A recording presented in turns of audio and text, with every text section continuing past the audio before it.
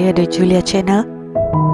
Untuk kali ini saya akan berkongsi tentang legenda sebuah batu kudi ataupun batu kudi. Saya percaya orang Sarawak pasti tahu ataupun pernah mendengar tentang kisah ini. Apabila berbicara mengenai batu-batuan pelik ataupun aneh, Sarawak sebenarnya tidak pernah kurang dengan misteri mengenainya. Ini kerana jika diselidiki sebenarnya banyak hal-hal seperti ini telah wujud di Sarawak. Mungkin jika di negara lain ianya sudah dijadikan antara sumber untuk tarikan pelancong, namun hakikatnya untuk kita di Sarawak kadangkala kekayaan seperti ini hanya menjadi penghias cerita rakyat yang dikaitkan dengannya. Batu kudi atau batu kudi adalah satu daripada batu-batuan misteri yang ada di Sarawak. Lokasinya adalah berdekatan dengan kampung Semalatong di Simunjan. Yang menjadikan batu kudi ini begitu misteri kerana rupa bentuknya seakan-akan manusia jika diamati dengan mata kasar.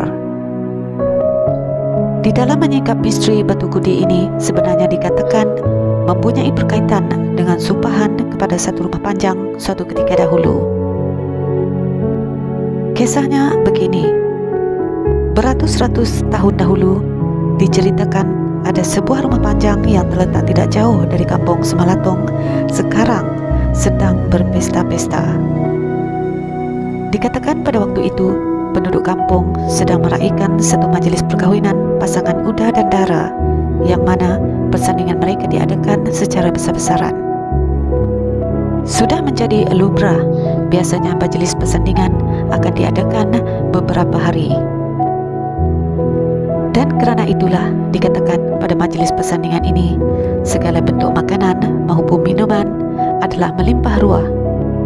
Para tetamu majlis dan seluruh penduduk rumah panjang menari dan menyanyi mengikut segala alunan muzik tradisional mereka dari pagi sehingga ke malam dengan penuh gelak ketawa dan juga kegembiraan.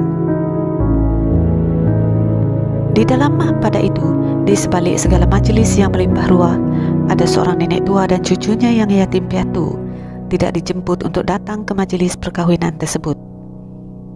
Semuanya kerana mereka ini terlalu miskin dan kotor sehingga tidak layak untuk bergaul dengan orang lain.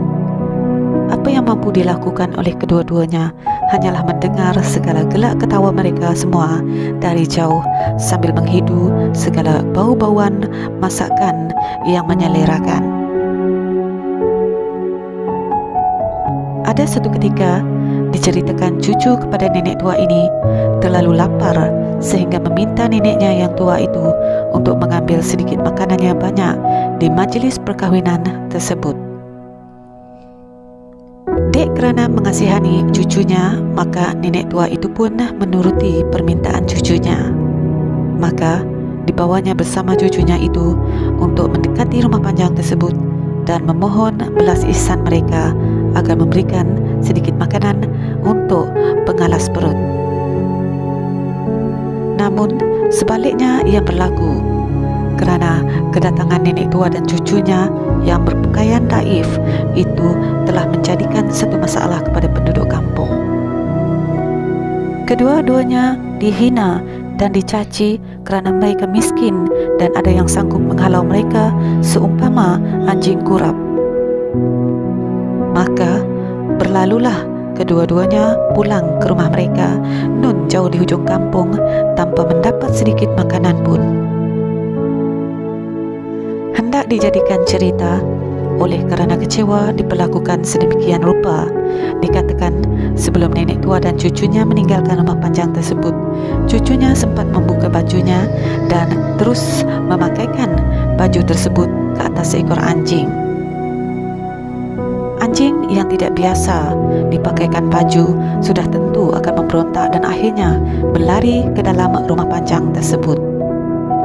Dan ketika di dalam rumah panjang tersebut pula, dengan bisingnya alunan muzik seumpama anjing itu turut sama menari bersama para penduduk kampung. Ada tetamu yang sudah pun bermabuk-mabukkan. Melihat aksi lucu anjing itu menyebabkan seluruh penduduk kampung yang mengikuti serta di dalam majlis persandingan itu ketawa melihatnya. Kerana mabuk, ada yang tidak sedar sehingga turut menjadikan anjing itu sebagai pasangan tarian mereka. Dengan tidak semena-mena, cuaca yang baik akhirnya bertukar menjadi mendung. Langit hitam pula membayangi kawasan perkampungan tersebut dan turunlah hujan yang lebat beserta dengan halilintar sambung menyambung. Maka kesemua yang di dalam majlis cuba untuk menyelamatkan diri, namun kerana panahan halilintar itu jugalah akhirnya keseluruhan rumah panjang dengan seisi penduduknya telah bertukar menjadi batu. Menurut kepercayaan penduduk setempat, itulah kawasan yang di mana satu rumah panjang bertukar menjadi batu.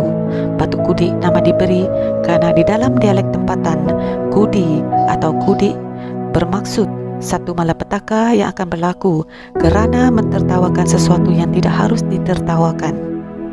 Dan ianya berkait rapat dengan cerita bagaimana penduduk rumah panjang itu mentertawakan seekor anjing yang berpakaian seperti manusia.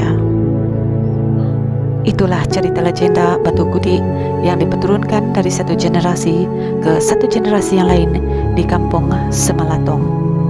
Dan yang lebih menariknya, misteri Batu Kudik ini juga turut mempunyai perkongsian cerita yang sama baik dari perkampungan berdekatan Balai Ringin sehinggalah ke gedung jauhnya.